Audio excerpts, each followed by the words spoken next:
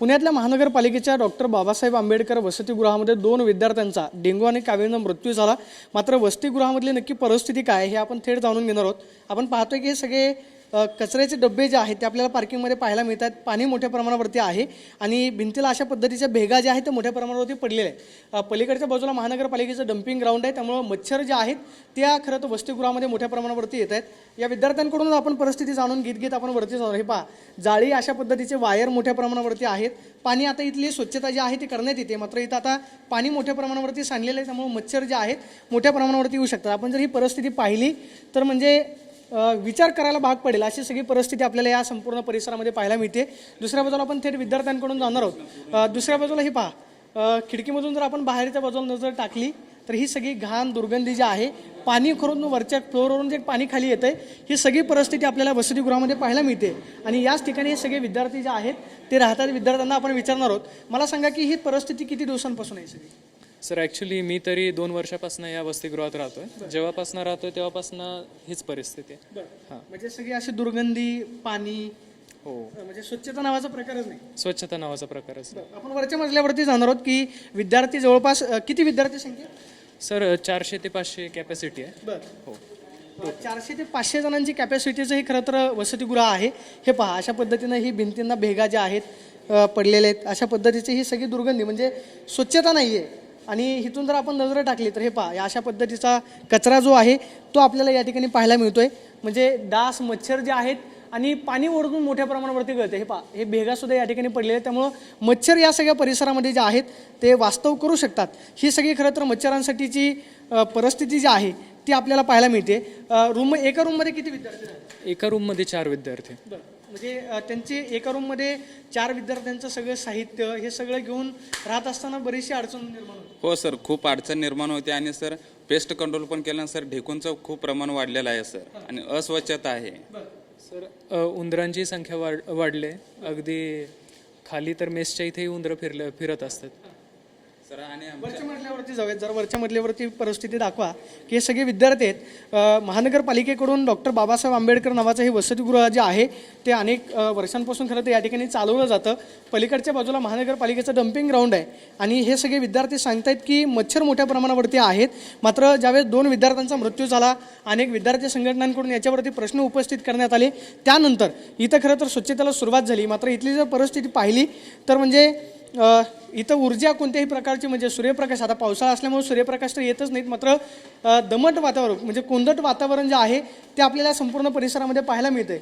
हे पहा, हे अशा पद्धतीची ही सगळी इमारतीची अवस्था झालेली आहे। सिलिंग पडलेलं आहे, आपण पाहतोय की बाथरूममधलं इथलं सिलिंग जे आहे ते पडलेलं आहे। आणि सध्या आता खरं तर विद्यार्थ्यांनी प्रश्न उपस्थित केल्यानंतर इथल्या स्वच्छतेला सुरुवात झाली, मात्र ही जर अवस्था पाहिली, सिलिंग पडलेलं आहे, म्हणजे कधीही सिलिंग विद्यार्थ्याच्या अंगावरती पडू शकते इथं विद्यार्थी। सर। ॲक्च्युली ही जी बिल्डिंग आहे हिची लाईफ टाईम 50 वर्ष आहे, पण ॲक्च्युली या बिल्डिंगला झालेत 60 वर्ष जवळपास। तर त्याच्यामुळे ह्या बिल्डिंगचं जे कन्स्ट्रक्शन आहे ते कधीही ढासळू शकतं। इथे फायर, समजा आग वगैरे लागली, सेफ्टी ऑडिट कुठलंच नाही, सेफ्टी वगैरे असलं कुठलंच नाही। आणि सुदैवाने जेव्हा ही सिलिंगवरनं पडली, हे सिमेंटवरनं पडलं, तेव्हा कोणालाही काही झालं नाही, ते आमचं सुदैव। आणि सर वॉशरूमला वेळेवर पाणी नसते सर, त्यामुळे दुर्गंधी पूर्ण पसरून पोरं आजारी पडत आहेत सर। हां, टायफॉइड डेंग्यू, मलेरिया असे जे रोग आहेत ना पोरांना होत आहेत सर। दुसऱ्या बाजूची परिस्थिती आपण पाहिली म्हणजे ही बाथरूमची अवस्था आहे, सिलिंगवरून पडलेलं आहे। आणि आपण पाहतोय की हे पहा, म्हणजे बिल्डिंगला रंगरंगोटी कोणत्याही पद्धतीची नाही, अशा पद्धतीने हे सगळे इथले स्कल्पचर जे आहे ते निघून पडलेलं आहे। आणि आपण पाहतोय की हे फायर ऑडिट जे आहे ते 16 तारखेला करण्यात आलेलं होतं, बरोबर?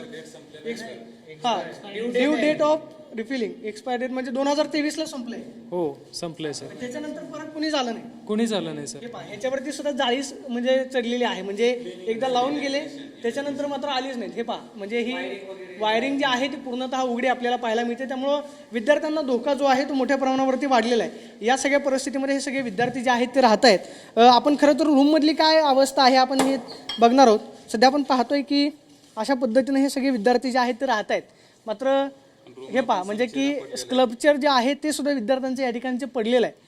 ही सगळ्या परिस्थितीमध्ये हे सगळे विद्यार्थी जे आहेत त्या वसतिगृहामध्ये अभ्यास करतात, राहतात, मात्र त्यांना कोणतीही सुविधा जी आहे ती दिली जात नाही. आणि त्यामुळं विद्यार्थ्यांचा 2 मृत्यू झाल्यानंतर सध्या जो प्रश्न उपस्थित करण्यात येत आहेत की नाही वसतिगृहामध्ये स्वच्छता जी आहे ती केली जाईल, मात्र आपण पाहतोय की प्लास्टर जे आहे ते पूर्णपणे निघून चाललेलं आहे. या सगळ्या खरं तर दुर्गंधीमध्ये हे सगळे विद्यार्थी राहत आहेत. त्यामुळे महानगरपालिकेकडून स्मार्ट सिटी असेल किंवा शिक्षणावरती जो खर्च करण्यात येतोय याचा किती गाजावाजा केला तरी राहणारे हे विद्यार्थी कोणत्या परिस्थितीमध्ये जागतात हे सगळे विद्यार्थी सांगतात. आता काय मागणी आहे नक्की? लवकरात लवकर इथलं सगळं दुरुस्त झालं पाहिजे. हा लवकरात लवकर दुरुस्त झालं पाहिजे. मच्छरांचा नक्की काय त्रास आहे? पलीकडे डम्पिंग ग्राउंड असेल, ते कचरा नाही तिकडे साईडला, त्यामुळे वास वगैरे इकडे, त्यामुळे मच्छर होतात. मच्छर मोठ्या प्रमाणावरती येत आहे. हा सर, मोठ्या प्रमाणात येतात. कारण की पाऊस जर चालू झाला ना मग मच्छर लपण्यासाठी आमच्या वसतिगृहात येतात आणि आम्हाला डेंग्यूचा सारखा आजार होतो सर. आणि ग्रंथालयामध्ये अभ्यास करताना सर मच्छर चावतात आणि मच्छर चावून सर ह्याला माझ्या मित्राला सर डेंग्यू झाला 2 वेळा झाला. सर मला 2दा डेंग्यू झाला आणि मी इनफॅक्ट 15 दिवसाआधीच रिकवर होऊन आलो आहे. आणि मागण्या आम्ही परवाच उपायुक्त सरांना मागण्या आमच्या सांगितल्या. पहिली मागणी आमची अशी होती की मेसची क्वालिटी सुधरा, आणि दुसरी मागणी अशी होती की आता बाजूला डम्पिंग यार्ड आहे, कितीही स्वच्छता ठेवली हॉस्टेलमध्ये तरी मच्छर येणार आहेत, तर मग मॉस्किटो नेट लावा, ही दुसरी मागणी होती. तिसरी मागणी अशी होती की जे जाळेच नाही तिथं, म्हणजे जाळेच नाही तर मॉस्किटो अशी परिस्थिती. हां ते पण आम्ही त्यांना सांगितलं होतं. आणि तिसरी मागणी रेक्टरला सर निवेदन देऊन सर कामं करत नाहीत आणि त्यामुळे हे सर परिस्थिती उद्भवत आहे. आपण पाहतोय की या सगळ्या विद्यार्थ्यांच्या मागण्या आहेत, याच्यावरती महानगरपालिका प्रशासनाकडून तोडगा काढला जातो का किंवा विद्यार्थ्यांच्या मागण्या मान्य केल्या जातात की पाहणं महत्त्वाचं असणार आहे. इथले विद्यार्थी या सगळ्या दुर्गंधीमध्ये राहत आहेत. आता जरी स्वच्छतेचा दिखावा केला जात असला तरी सुद्धा काही ठिकाणी सिलिंग पडतंय, विद्यार्थ्यांच्या रूममध्ये संपूर्ण भिंतीचं प्लास्टर निघून चाललेलं आहे, पाणी वेळेवरती येत नाही, ही सगळी विद्यार्थ्यांची ओरड आहे. याच्यावरती आता महापालिकेकडून काही तोडगा काढला जातोय पाहणं महत्त्वाचं असेल. मात्र 2 विद्यार्थ्यांचे डेंग्यू आणि कावीळना मृत्यू झाल्यानंतर आता तरी महानगरपालिकेला जाग येणार का, हा सवाल आता विद्यार्थी उपस्थित करताना पाहायला मिळतात. कॅमेरा पर्सन अभिजित पिसेसून मी प्रदीप कापसे, TV9 मराठी, पुणे.